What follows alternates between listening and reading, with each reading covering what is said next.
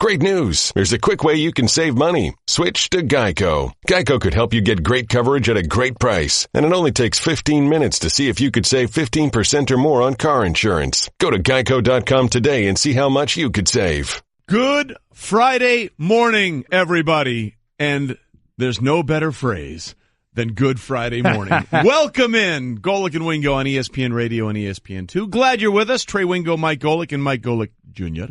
We are presented by Progressive Insurance. All phone guests will join us on the Shell Pennzoil Performance Line.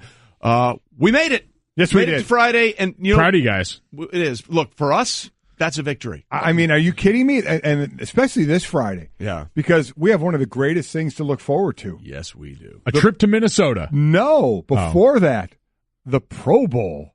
Woohoo! Yeah. Come on, it'll be fun. It'll be man. fun on ESPN and ABC. The fun was last night in the skills competition. Well, that's also true, but we'll get to that a little bit later. Yeah, we will. we will. But I'm embracing, Mike, a concept that you sort of turned me onto here, and I'm going to be all full bore on this. I hadn't thought about it till you brought it up a couple of days ago, but I'm all in on this. And that's basically stealing from your son. Yes. So, without question. Mike, when I drive in... You were the one that I heard rumbling around by my garbage cans last night. That is also true. No. When I'm driving into work, you help get us set for the show with the wonderful things you do and the way you talk it, and then we're just going to steal some of that stuff. No doubt. You give us topics and all kinds of things to deal with. You also make me think. That's what I'm here for, man. And sometimes I admit that's a little scary. So I'm listening to you come in today, and you're talking about Tiger and all this kind of stuff and his return, which we'll get into later. You're talking about the combine, and you get on the subject of Baker Mayfield. Oh yeah, and we always talk about this on this show. There should be two drafts: one after the season is over, and then one when it's actual draft, and see how amazingly different those two drafts would be. And one of the things that Baker's going to have to do is going to have to sort of ease people's tensions about not only his slightly diminutive size as a quarterback, just at 6 feet or just a little bit over. Small. But also, can he be a CEO? Can he do this? And it's going to be in meetings and pro days and workouts with teams. And the meetings and the interviews are probably going to be as important as anything. And then trying to be as eloquent as you can. Oh, yeah. You drop this on us. Baker has to assuage some of those concerns. And I almost drove off the road. It's a $2 word. You're welcome. It's a $15 word. Yeah, it was great. That's SAT stuff right there. It was great. And actually, what was that word? Well, the actual word is assuage. And what did I say? Assuage. You made it French and also incorrect. Let me hear that again. Yeah, no, it sounds. Baker has to assuage some of those concerns. So I admired the effort because I always tell my kids, I don't care if you're successful, just as long as you try hard. Well, exactly. And you tried hard. And you make it sound even better. It sounds a little more elite. It sounds like he's French. Really going out of his way. So I must assuage these GMs. That's what that word is? Yeah. I always thought it was a sausage. That also makes sense. That's very on brand. But by the way, we should point out that you apparently were not the worst at attempting to hear this word, because this also happened. Can be assuaged by a 15-yard penalty. Ooh, can be that was Greeny. Assuaged. All right, so if he messed it up, I was going to say that's pretty good company then. Yeah, because Greeny usually speaks the English language pretty well, especially when he was sitting next to me for 18 years, and I would butcher that thing. He would sound, he doesn't have like carte blanche then, because he really was never going to get called to the task by you, despite basically calling it Nnamdi Asomugha. Do we know? Along those lines. Now that you brought that up, the greatest draft mispronounce ever in the history of the NFL. A lot of people say it's Brett Favre when he was. Oh yeah. Oh no. When Paul Tagliabue was announcing Nnamdi Asomugha as the number one pick in the first round of that year, I think it was 90. I can't remember what year. It was early 2000s. Doesn't matter. Paul Tagliabue got up there and he got handed the card. And you can see him look at it and sort of like, oh my God, what am I doing here? Right. And it's Nnamdi Asomugha. He pronounced it Asomugha Nnamdi. So not only did he butcher both words, he transposed them. And let me tell you, somebody should have got fired. How do you hand the commissioner of the NFL a card like that? Good luck with that. And not either tell him how to say it or have a phonetic spelling. Good luck with that, Tags. But by the way, that's the exact reason why I want Stugotz to announce every draft pick, because I want that look of shock and awe on his face when he handed what is this? Just looking at the card and knowing there's no chance, and seeing how badly on the biggest day of these young men's lives someone can butcher their names. Well, listen, we go through when you started calling games and I call games. I said that's my biggest fear. I said is getting some guy's name wrong on TV. I feel horrible about that. Everyone should have to call a game for Hawaii or one of the Utah teams. Exactly. Because if you really want to, Vaitai. Yeah, that's a good way. Yeah, that one too. God bless you. I did that a couple times a game. Then I said, from now on, the rest of this gang, he's number 6. Okay, and the other thing Stugat should do: try and do clay court specialists from Eastern Europe that appear in other tennis majors. That's a nightmare. Yeah. And by the way, just so everyone knows, we've got off so many things. The actual pronunciation of the word is assuage, not.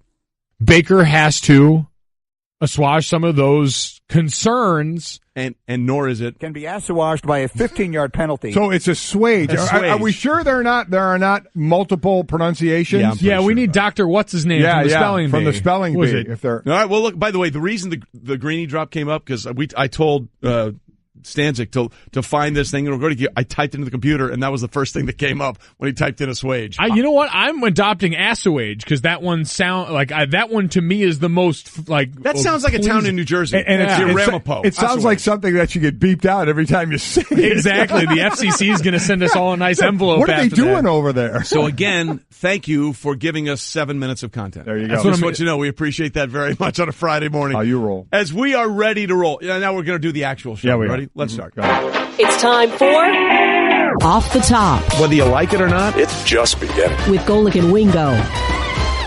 All right, we start off the top with Tiger Woods. Back in his first PGA Tour event, sorry, Bruce, as I messed that up yesterday, shot an even par 72 on Torrey Pines South Course in the opening round of the Farmers Insurance Open. Again, his first official PGA Tour round in a year. What was amazing to me here is everybody's talking about his putts, that the longest putt he made was just under 5 feet, or a little over 4 feet, I should say. He was 18 of 19 on putts up to 5 feet. He was 0 for 12 on putts more than 10 feet. He had no putts from 6 to 10 feet, so it was either close or over 10 feet. He supposedly didn't do that well, and afterward, when he talked, he said one of the things he was most happy about was his putting. So that just shows I know nothing about golf or what I'm looking at, because everybody looked like he was struggling there. His average drive was 299. That was, right in the middle, in the upper end of his He ripped a couple of drives. He absolutely did, and he hit a couple of darts from the fairway as well. But that to me was the most interesting thing. Is it to people that thought that he putted bad? He said that's something he thought he did well at. Either way, with the leader 7 under, he's sitting at even par. I think he goes under par today. I don't really think any of that matters. I think him hugging the middle on this is probably best for Tiger, so you don't push too hard, because, you get an inch and all of a sudden you start to push your foot down on the gas a little bit too much, and that's how you end up hurt again. I'm just thankful that the people who typed this up listened to our conversation apparently early on and put the phonetic spelling of Tony Finau on this list so that I wouldn't butcher that one too. Yeah, it's Finau, so there's a lot of what's going on there? As far as I'm concerned, it's Fee now. That's exactly right. Finau. Hey now. Phonetic is the way to go. What did you think of his round? You're Tiger, the golfer here. I thought it was about as good as you could expect. Look, the one thing about Tiger that people don't talk about a lot, he gets really nervous on the first tee. And he talked about that afterwards. I mean, and that first hole, by the way, he bogeyed. That first hole has been a nightmare for him. When they played the U.S. Open there in 2008, I think he was 7 over par on the first hole, including a couple of doubles, and that includes the bonus playoff round. So he played it 5 times. But I mean, that first hole is a nightmare for him. In fact, if you go back and look at his stats at Augusta, where he's won all those times, he's horrible on the first hole there. Tiger gets legitimate first tee nerves. So it's one thing to have, as we saw him do 3 rounds in the 60s at the Hero World Challenge, which is basically his glorified member guest. Right. This was a little bit of an uptick, and no blood, no foul is the way I'm looking at it. Next thing here is make sure you make the cut. Which he didn't do last year. Shot 76 exactly. in the second round. So we'll see what happens going forward. We'll get much more of that. Bob Herrig will join us at 9:30, our ESPN golf analyst, to talk about what he thought and what the expectations are going forward. I thought the iron play was a little rusty, which is why I think the putting, he probably was better than people thought because he was so far away from the hole. He made a lot of good lag putts. Right. A lot of good lag putts there. And I thought if he can he missed on a par 5, he missed a green on his third shot with a wedge and dumped it into a bunker. Just hit it fat. Are you seriously? Well, what is he? Yeah. It's awful. That's terrible. I could do that. Yeah, so we'll see what happens today. We'll have a lot more Tiger again later on. Off the I didn't know top. where to go when you said that. I know. NBA All-Star captains LeBron James and Steph Curry picked their teams on Thursday. James' selections, these are interesting, included ex-teammate Kyrie Irving, while Curry added Golden State teammates Klay Thompson and Draymond Green. So we know that the first pick was Kevin Durant. We don't know anything other than that because they couldn't get a consensus amongst the players about televising this. So to me, it was pretty worthless that it was done this way. It's a shame because I think it would have been fun. All we know is Kevin Durant was first by LeBron James, who had the first pick. The stuff with Westbrook we'll get to is fantastic. Oh, yeah. But your starters, these were picked. Again, the only thing we know is Kevin Durant was first. The other starters for LeBron that he picked were Anthony Davis, DeMarcus Cousins, and Kyrie Irving. For Steph, he picked James Harden, DeMar DeRozan, Giannis Antetokounmpo, and Joel Embiid. Those are the starters for Team Steph to go against Team LeBron, and then they picked the reserves as well. But the Westbrook one of the reserves on the team for LeBron James, has one of the great stories, too. We'll get into that, yeah.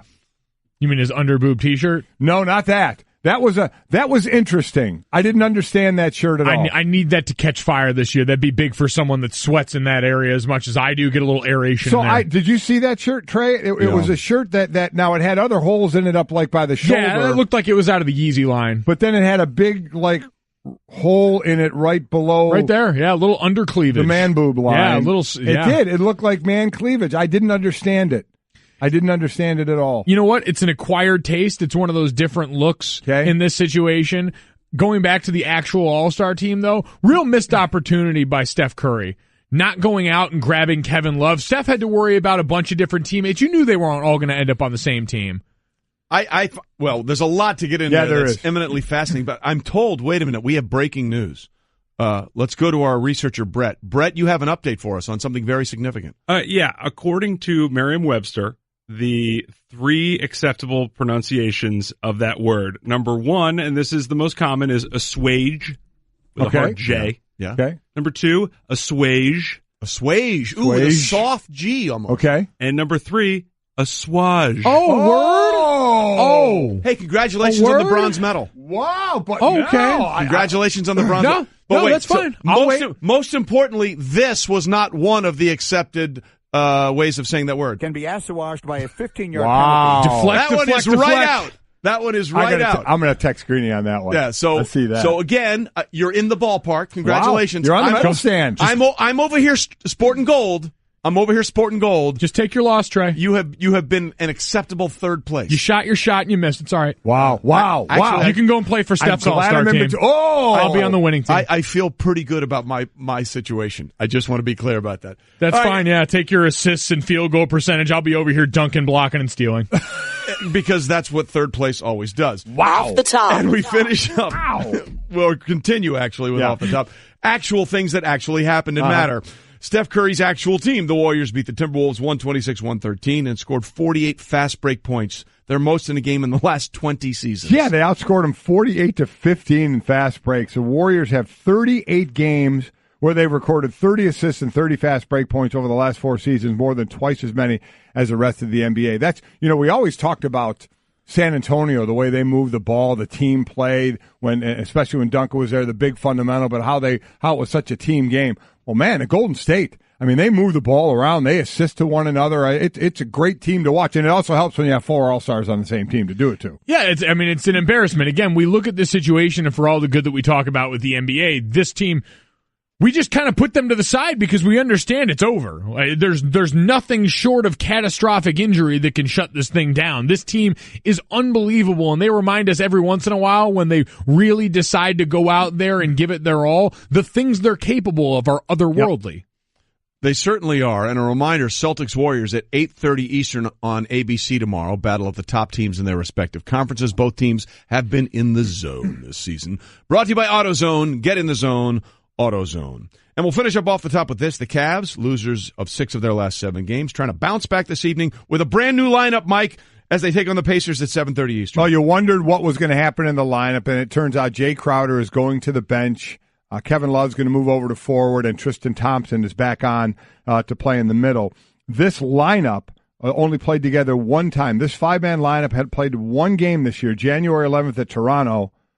Cleveland lost by 34. So I think I'll go more with what Tim Legler said. It doesn't matter the players you're putting on the court. It's how they're playing right now. And it seems a lot of them need, especially on the defensive end, as we keep saying, to look in the mirror. But the players, doesn't matter who they are, but it's how they're playing. Yeah, and Tristan Thompson in particular was such a catalyst for them when this team first came together. That was why he was a guy that was in line for such a big payday, because coming off those first couple of seasons, he was invaluable to this team as an offensive rebounder and as a paint presence in a league that shifted away from the traditional big. So if they can get him back to some of that form that they brought, maybe that's the spark. Maybe that's enough, especially on the defensive end where they've been so lackluster. Well, to sort of paraphrase what Legler said the other day, world be free, Mark Price ain't walking through that door. Brad Daugherty ain't walking through that door. And maybe those are some of the Cavs they need to try and turn this thing around.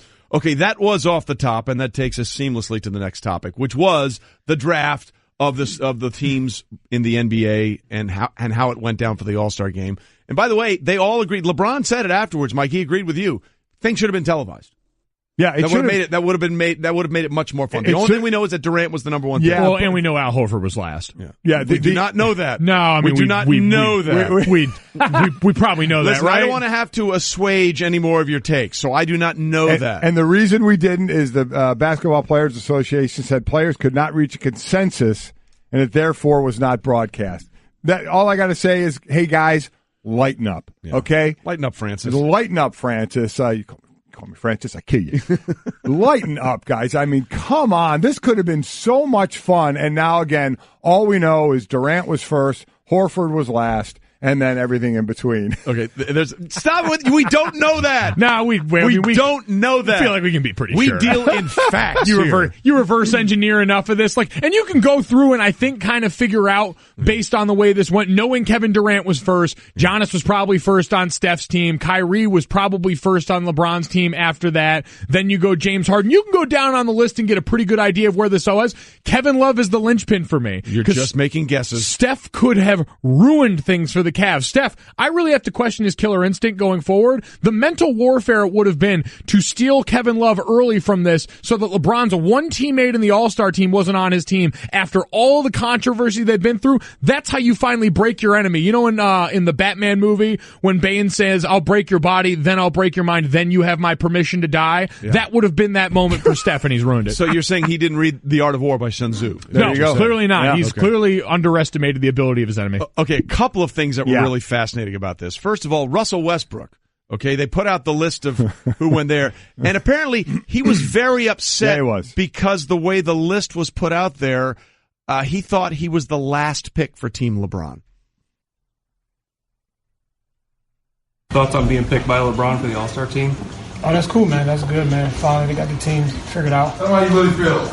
But I see I was the last pick on the list. I was just trying to figure out, alphabetical. It was alphabetical. See, I told you, man. Oh, my gosh. Alphabetical order, man. Of course I was first.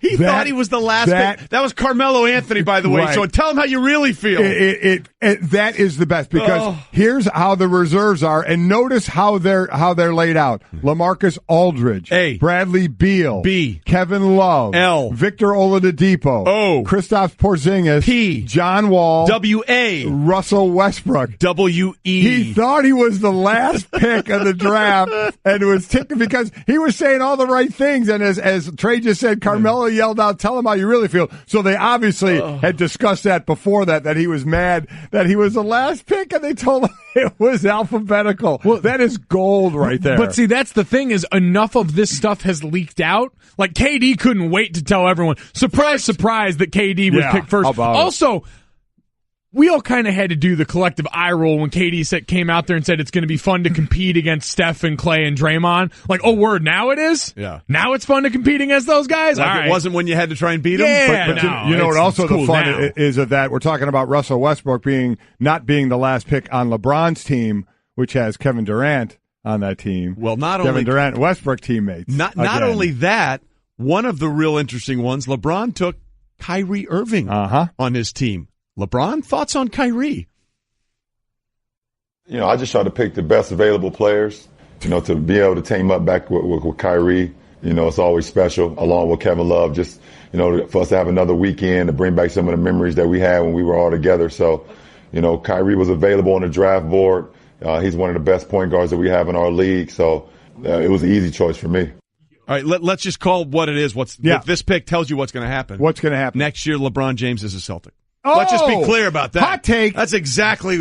I'm channeling my Stugotz. Hot take. That's what's happening. I mean, just embrace it. Embrace it. The thought had always been LeBron still wants to obviously make it to the finals, and his best way to be in the East. So we thought it would be on Cleveland, but now it's not. No. Go to the Celtics. Look, go to the Celtics. You're telling me that you don't think LeBron James, Kyrie Irving, Gordon Hayward, Jason Tatum, you don't think that team's the best team in the East? You getting rid of Al Horford? Yeah, sure. Why not? Oh. He's a year and a half younger than LeBron. It's crazy.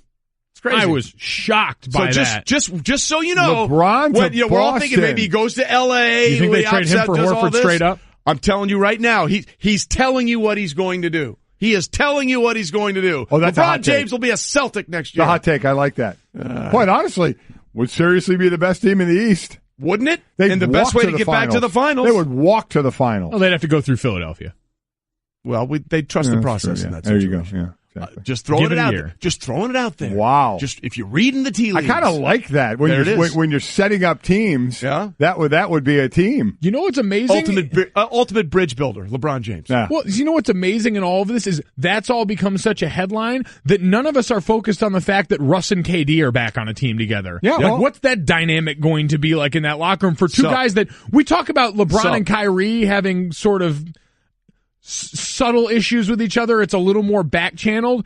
KD and Russ was very much out on Front Street. They were on the same NBA team last year. So the first time it did, it happened last year. So this is the second time it's happening. So you wonder if they've worked through it a little bit. But it was strong. Yeah. It was strong. Yeah.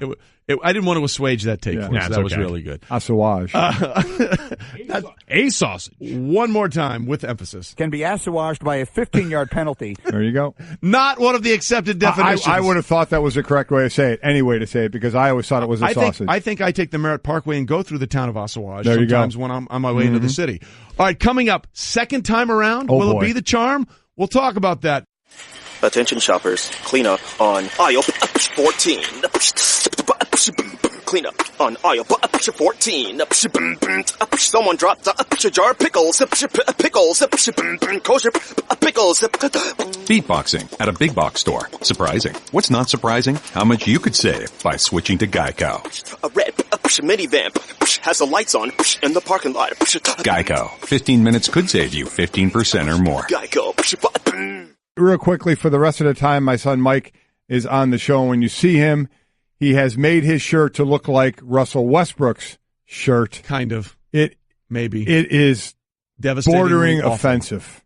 Nah, yeah. I mean, it's pretty hot. There's just a little more. Stop it. Just stop again. A little more brown sugar on there than he had necessarily. If you see what Mike says, just a lot of the same definition, though, right here in like the pec region. I would just like to say, for those of you listening and not viewing, there's man cleavage. Yeah, for those of you listening, you're winning right now. You are, but you're winning. Certainly, we will post it. I'm sure Allie's going to post a side by side of Mike and Russell Westbrook in their respective shirts of showing their man cleavage. I know everyone's probably asking. It's decline bench. That's the secret. Yeah. That's how you get a lot of the cuts right in this region. Literally. I'm just hoping I don't pop a nip out. Hey, I don't know. All right. Is that allowed? I was going to say, like, are we allowed to do that? I know, like, Instagram has weird rules about nipples. Steering it on track. What do we have We're going about back nipples? on track. We're moving along. We were just doing so good, man. We were assuaging and assuaging. We were. And now you're nipping. Yeah, and nipping a little bit. And now we're moving. I'm telling you, ready to move on. It does aerate nicely. Like, it cools down. And this is a region I sweat a lot. Congratulations. You're now a putting green. Wonderful. All right. Golic and Wingo on ESPN Radio and ESPN2, presented by Progressive Insurance. All phone guests join us on the Shell Pennzoil Performance Line. Don't forget, we're going to grill Golic and try Trey today. Yes, we are. So send in your questions. Hashtag try Trey. Hashtag grill Golic. Oh, we're going to do a lot. We'll get to those. And remember, Trey threw out the hot take of LeBron to the Boston Celtics. We're running with it. I immediately regret that decision. No, it's a fantastic. Tell me that wasn't the first thing you thought of. Who else is having that take? LeBron wants to win championships. He needs to get to the finals. What's his easiest path? It's going to be on the Celtics. Tell me. Yes. That makes sense, right? It makes sense. Yes, it does. Let's just throw that on the fire. Yeah, why not? Let's just put a little kerosene on that bonfire in the backyard. Let's let that percolate, huh? Let's go ahead and pop the bottom off these shirts. Let's do it. We have to wait and see what happens there, but we also have to wait and see what happens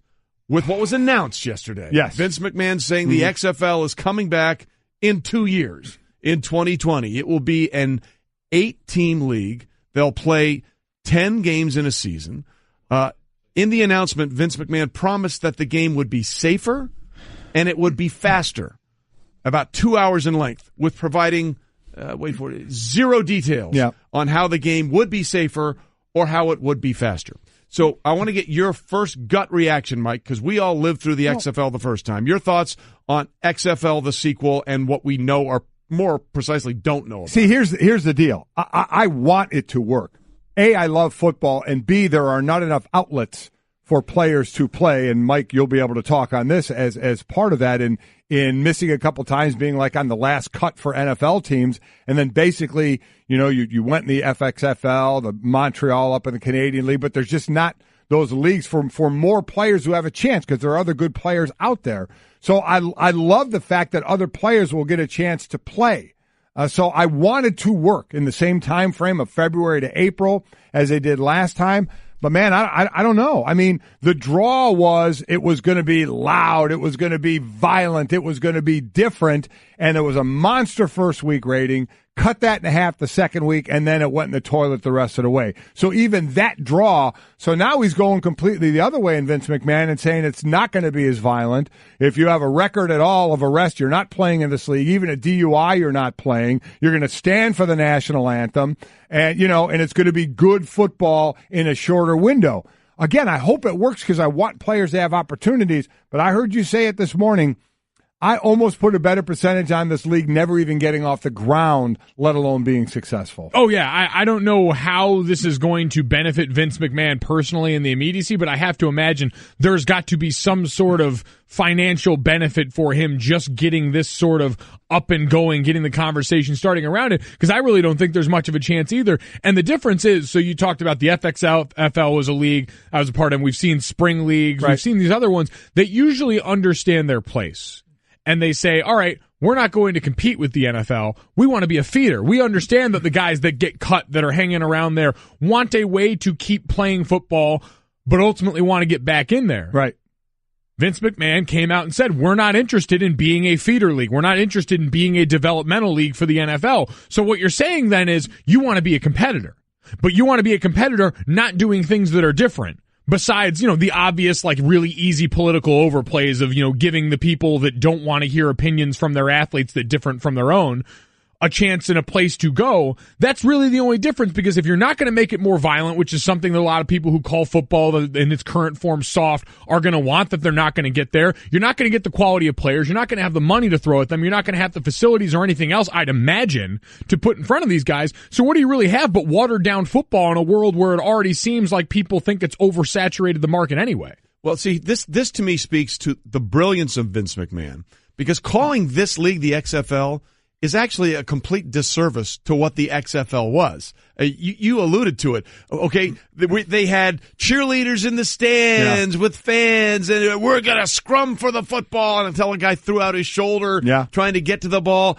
Basically, the XFL as it was the outlaws, the rebels, we don't care, no rules, all this kind of stuff. And what does Vince do? He sees that there's a backlash now against some of the things that are going on in the NFL. He wants it to be family friendly. He wants it to be not politicized at all. The players will stand for the. He's basically He's judging the temperature and thinking, I think there's a niche audience out there that will go to this. So on that part, I give him genius marks for understanding what some people are clamoring for. But at the end of the day, if the football isn't good, it won't freaking matter. Yeah, well, that's exactly right. And he's not competing with the NFL from a standpoint of when they're going to play. They're going to play again from February to April, so that'll be NBA, the NCAA tournament, hockey that's going on as well. So that's the competitive side of it. But we can talk about all the good reasons of maybe why this can work, because I'll say it again, I want it to work. But at the end, I don't think the football will be good enough. We're going to sit there and say it's going to be watered down talent. It's not NFL talent.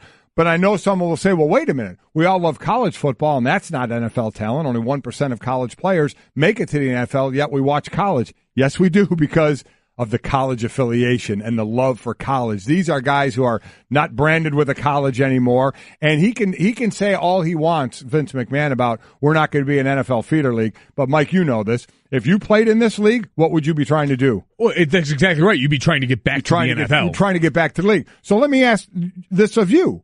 So you were cut 3 times, 2 times on the last cut. You went and played in Canada. You went and played in this FXFL for the Brooklyn Bolts. Won the championship, by the way. Congratulations. You Undefeated. were the Arizona Rattlers had your rights, but you decided not to play for them. If this was around the time you were doing your thing to try and get to the NFL, would you have jumped into this? Oh, yeah, I likely would have been desperate enough to do this because, I mean, that's what it's preying on. It's guys that are looking for any way. And as someone who lived in a Holiday Inn Express in Staten Island for 5 months out of a fall at one point, it's amazing what you're willing to do to try and keep chasing that dream. But the difference is, at some point, it's got to be a realistic option. And you saw the cracks when we were in the middle of that season in the fall because it takes so much to make a league successful. It's not just, well, we've got 8 teams and a 10-game schedule and we've got a playoff set up. It's, all right, well, do you have trainers? What's the health insurance? What's the health care situation going to look like? How is the Players Association going to be associated with or attack this? How do you protect the players that are trying to get back into this? How do you make sure that guys are compensated? How do you just make sure that the day-to-day as far as having people there to tape and get guys ready for practice are all put in place? Those are the things that I saw slip through the cracks, and those are the things that I have to imagine as this goes on. And Vince McMahon is privately funding this, and I get that he's a guy who's worth, $1.5 billion or so like that, but it's a difference when you have to fund this into something that there's no guarantee because you don't control the product the way he does in the WWE. No, players actually play the game. Yes. It's not a predetermined outcome, as you were saying earlier on your show. Lots to get into there, including the one thing that you really think that you like, Mike, about the XFL, which really will not be any way like the old XFL, except that the letters, the XFL, are there, should it actually ever come to fruition. Golic and Wingo with you on a Friday morning, and don't forget to send in your questions for Try Trey, hashtag Grill Golic. We'll get to those a little bit later. So there is one thing. Yeah. Well, before we get to that, when you say, as Vince McMahon did, this will have nothing to do with politics, it's all about this, you already are saying what your politics are. Right. I mean, let's be clear. Yeah. Let's be clear about that, which we understand and that's fine. Right. But let's not pretend like that's not part of the equation. It's exactly right. It's exactly right. But you have one thing that you think really could work with the XFL. The one thing I think can at least give it a shot right out of the gate is patience. Last year, or the last time they did this, what was it, February 2000, Brett? That they announced this, and then it was February 2001 they started this, so it was a year. I mean, it was rushed. For a lot of the things that, Mike, you talked about before the last break, of all the things that have to be taken care of, they announced it, and a year later they had a product on the field. Again, the first week it rated over a 10, the second week a 4, after that it was in the toilet. So here at least he's waiting 2 years to either really get your ducks in a row or really realize it's not going to work. And then you have a chance to say, you know what? It's just not going to happen for whatever reason you want to say. But if it does happen, at least you're giving yourself 2 years to really set things in place to try and give yourself the best chance if it happens. Yeah, it's a difficult spot because I would like to say that a lot of this planning should be done behind closed doors because that way you can capitalize on, all right, you're in the news right now. This is a big story yesterday and it caught a lot of people by surprise.